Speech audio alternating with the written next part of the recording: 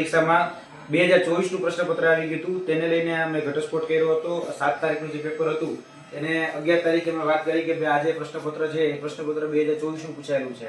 એને લઈને આજે અમે રજૂઆત કરવામાં આવેલા હતા એચએનજીયુ ખાતે. વીસીને મળ્યા છીએ. પોરિયા સાહેબને આખી ઘટનાક્રમ પૂછ્યો છે અને વાત કરી છે કે ભાઈ અત્યારે તમારી પર એક્શન શું લીધા. તો અમારી જોડે ફક્ત કમિટી તપાસના નામે ઢીંડક નાટક એ કરાઈ રહ્યા છે. અહીંયા અત્યાર સુધીમાં હજી કોઈ પ્રકારના એવા હાર્ડ એક્શન લેવામાં નથી આવ્યા. ક્યાંક ને ક્યાંક અમને એવું લાગ્યું છે કે કોઈને બચાવવાનો પ્રયાસ થતો હોય, કોઈ કોલેજને છાવરવાનો પ્રયાસ થતો હોય, અથવા તો કહી શકાય કે કોઈ એજન્સી જે છે રાજકોટની એ એજન્સીને છાવરવાનો પ્રયાસ થતો હોય એવું અમને સ્પષ્ટપણે લાગી રહ્યું છે. કેમ કે કમિટી રમાઈ રહ્યું છે, તપાસ રમાયું છે અને હજી જે સ્ટ્રોંગ એક્શન કહેવામાં જોઈએ હજી સુધી કોઈ સ્ટ્રોંગ એક્શન લેવાના નથી. અને આજથી અઠવાડિયા પહેલા અમે પ્રાતિજની જે એક્સપેરિમેન્ટલ કોલેજની અંદર જે પરીક્ષા હતી એમએસસી સેમ 4 ની એમાં 29, 30, પહેલી બીજી એના વિડિયો રેકોર્ડિંગ કરીને આપ્યા હતા કે કઈ રીતે એ કોલેજની અંદર માસ કોપી થતી હતી. તો એના જે માસ કોપી થતી હતી એના અમે 24 જેટલા વિડિયો એ પુરાવા સહિત આપ્યા હતા. હજી સુધી જોવા જઈએ તો ફક્ત ને ફક્ત એ સેન્ટરને સ્થગિત કરવામાં આવ્યું છે, એટલે કે રદ કરવામાં નથી આવ્યું અને આગળ બીજા કોઈ એક્શન એ સેન્ટર વિરુદ્ધ પણ લેવામાં નથી આવ્યા. એટલે ભાઈ કોને બચાવવાનો પ્રયાસ કર્યો છે? ત્યાં જોવા જઈએ તો એ કોલેજના જે પ્રિન્સિપાલ હતા એ ખુદ ક્લાસરૂમની ઉપર રહી અને ક્યાંક ને ક્યાંક માસ ચીટિંગને પ્રોત્સાહન આપતા હોય અને જે બધા વિદ્યાર્થીઓ પાસે મટીરીયલ પણ હતું, બધા વિદ્યાર્થીઓ પાસે ફોન પણ હતા અને વોટ્સઅપની અંદર પરીક્ષાના સમય પહેલા જ આ પેપર જે છે એ ઓલરેડી વાયરલ કરી દેવામાં આવ્યું હતું. તો હવે શા માટે આટલા બધા સાયન્ટિફિક પ્રૂફ હોવા છતાંય કેમ એક્શન લેવામાં નથી આવતા એ અમને સમજાતું નથી. આજે જ્યારે એનો જવાબ પૂછવામાં આવ્યો તો ત્યારે પણ એવું જ કહેવામાં આવ્યું કે અમે તપાસ કમિટીની રચના કરી છે, અમે આની ઉપર હજી ઓબ્ઝર્વર છે એને મૂક્યા છે અને હજી અમારી જે ટીમ છે એનો જવાબ લઈ રહી છે. એટલે ક્યાં સુધી જવાબ લેવાનો? તમારી પાસે તમામ પ્રકારના ઓથેન્ટિકેટેડ પ્રૂફ છે, સાયન્ટિફિક પ્રૂફ છે, તમારે સીધા એક્શન લેવાના હોય તો એક્શન લઈ નથી રહ્યા અને ક્યાંક ને ક્યાંક કમિટીના નામે ઢીંડક કરવામાં આવે છે, નાટક કરવામાં આવે છે. એટલે આજે પણ એવું જવાબ મળ્યો છે કે ભાઈ અમે 2-4 દિવસની અંદર એક્શન લઈશું અને એ જે સેન્ટર છે એને રદ કરવામાં આવશે. હવે જોઈએ છે કે 2-4 દિવસનું જે આશ્વાસન આપ્યું છે એ ખરેખર એ ઠાલા વચનો નીકળે છે કે ખરેખર એ જે એને કહ્યું છે એ વચનને પાળવામાં આવે છે એ જોવાનું રહ્યું. બાકી આગળના દિવસોમાં જો આની પર એક્શન લેવામાં નહીં આવે તો અમે સ્પષ્ટપણે કહીએ છીએ કે આવનારા દિવસોમાં એચએનજીયુના હવે ઘેરાવો કરવાનો સમય આવી ગયો છે વિદ્યાર્થીઓને સાથે રાખી. કારણ કે એલએલબી ના સેમ 4 ના જે વિદ્યાર્થીઓ છે એ સતત અમને પૂછી રહ્યા છે કે સાહેબ અમારે પરીક્ષા બીજી વખત આપવાની કે આ 2025 નો ઉમેદવાર એવું કહી રહ્યા છે કે અમારી પરીક્ષામાં તો વાંધો નહીં આવે ને.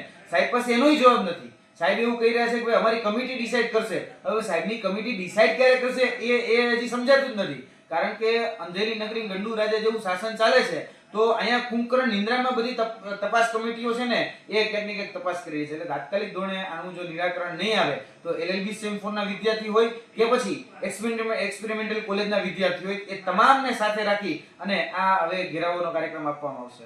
કોલેજનું સેન્ટર રદ કરવાની બાબત તો છે પણ માસ કોપી જે વિદ્યાર્થીઓ કરી છે 120 જેટલા છોકરાઓ છે અંદર, તો એ બાબતે શું કહેવું છે? એમના ઉપર શું એક્શન થયું? ખાસ કરીને જોવા જઈએ તો બધી જ જગ્યાએ આમાં એક્સપેરિમેન્ટલ કોલેજની અંદર વિદ્યાર્થીઓનો પણ વાંક છે અને ત્યાં સંચાલક છે એનો પણ વાંક છે. એટલે વાઇસે વર્સા બંનેનો વાંક છે. તો બંને ઉપર એક્શન લેવા જોઈએ. અમે કોઈને છાવરવા નથી માંગતા. હું વિદ્યાર્થી આગેવાન છું છતાં પણ વિદ્યાર્થીઓ ચોરી કરતા હતા તો તાત્કાલિક ધોરણે એની ઉપર પણ કારણ કે ચોરી કરવી એ પણ ગુનો જ છે અને ચોરી કરાવી એ પણ ગુનો છે. એટલે બંને ઉપર એક્શન લેવા જોઈએ.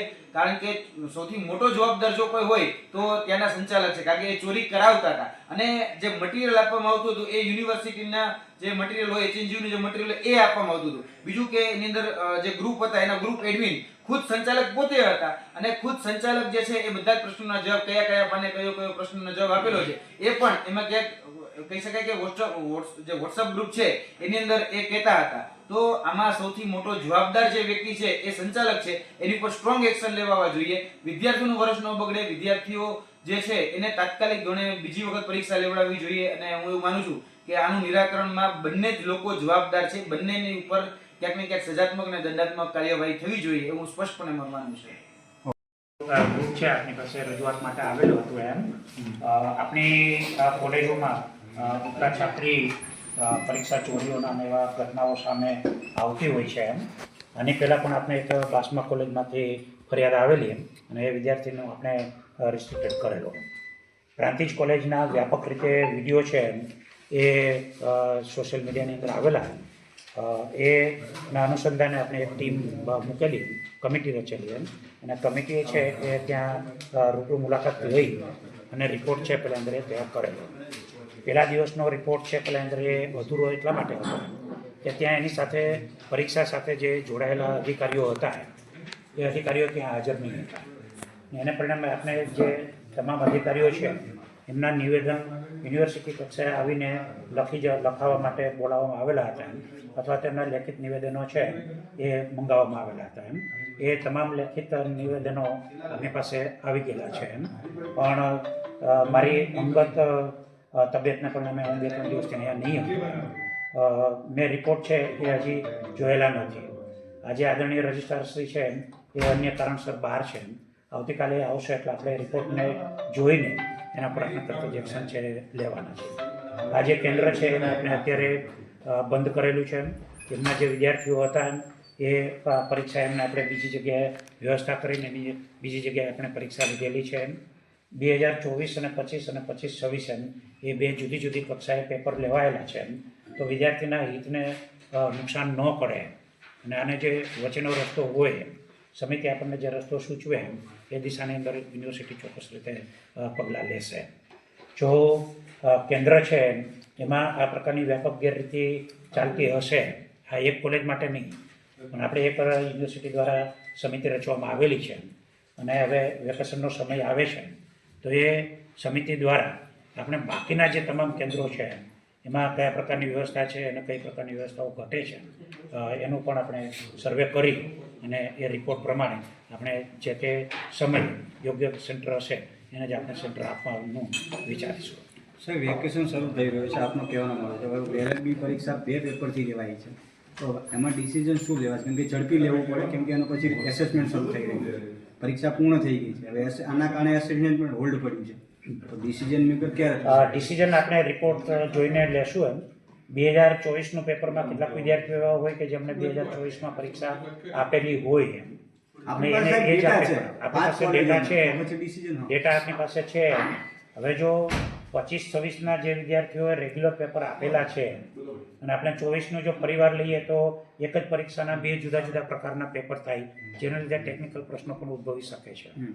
એવી જ રીતે જો આપણે તમામ વિદ્યાર્થીઓની ફરીથી પરીક્ષા લેવી હોય તો અંગત રીતે હું નિર્ણય લઉં એના બદલે સમિતિનો રિપોર્ટ જોઈ અને સમિતિએ આપણને શું અહેવાલ આપેલો છે એ અહેવાલ પર છે પેલા અંદર આપણે પરીક્ષા નિયામક છે એમને પણ નિયમ પ્રમાણેમાં શું થઈ શકે છે એ નિર્ણય લઈને આપણે વિદ્યાર્થીના હિતના અને સમાજની અંદર જે આપણી પ્રતિષ્ઠા ખરડાઈ છે એ પ્રતિષ્ઠા ન ખરડાય એવા પ્રકારનો નિર્ણય આપણે લેશું.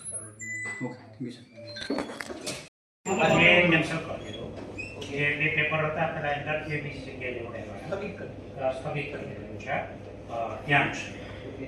પછી હજી એ લોકોની જવાબ આપેલી રજૂઆતો છે પણ આપણે ત્યાં કેન્દ્ર ચલાવવાના નથી.